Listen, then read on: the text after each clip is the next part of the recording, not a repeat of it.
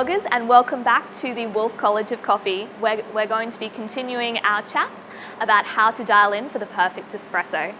Last time I talked to you about brew ratios, and this time we're going to be talking about the grind and extraction. So if you remember, a double espresso is a brew ratio of 1 to 2, 20 grams in and 40 grams out. Now if we achieve this in 10 seconds, it's going to taste pretty bad. And again, if we achieve it in, say, a minute 30, it's going to taste a whole nother kind of awful.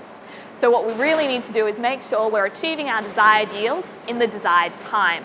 Now the desired time for a double espresso is about 27 to 30 seconds. And this is a general blanket rule. There are coffees which will fall outside of this. For a double ristretto, it's about 18 to 20 seconds, and that's for a 20 gram yield. Righty, so we can't magically snap our fingers and make it the shot finish in 30 seconds. The time is a dependent variable, and the independent variable that we use to control this is the grind, so the coarseness of the coffee. So if you think about the grind as having two blades, which move further and closer together, they create different sized particles. What I want you to do is imagine two buckets, and these buckets are suspended and have holes in the bottom, and underneath them we have two other buckets.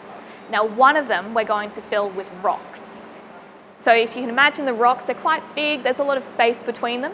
The other bucket we're going to fill with sand. It's very compact, there's not a lot of space between the particles. Now if I pour a bucket of water over the top of the rocks, it's going to gush through really quickly, right?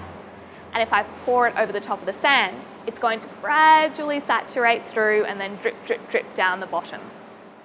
So what I'm doing here is I'm just taking things mentally to the extreme. So if we think about coarse coffee, it's quite large, it's like rocks. There's a lot of space between it and the espresso is going to fall through very quickly.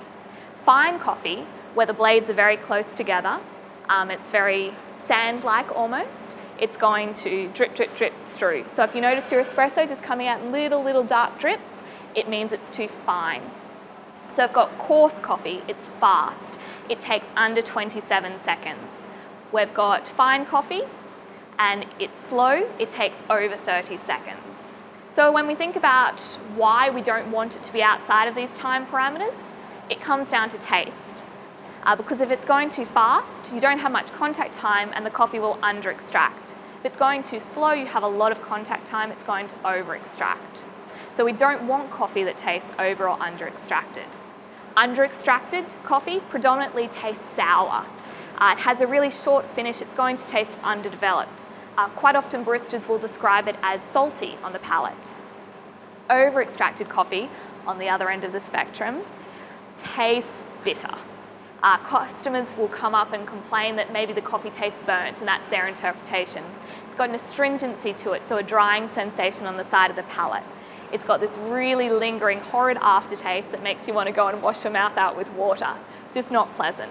And that's why we don't want to be pouring coffee that's too fine or too coarse, too under-extracted or too over-extracted. What we want is perfectly extracted, ideally extracted coffee. This coffee tastes delicious, it's flavoursome, it has a lingering, pleasant aftertaste. It's juicy with a bright acidity and it's very balanced. It's clean. So that's why time is crucial in making coffee, because it's all very good to weigh in and weigh out, but you need to make sure you're achieving that desired yield in the desired time. So off you go make some tasty coffee. See ya.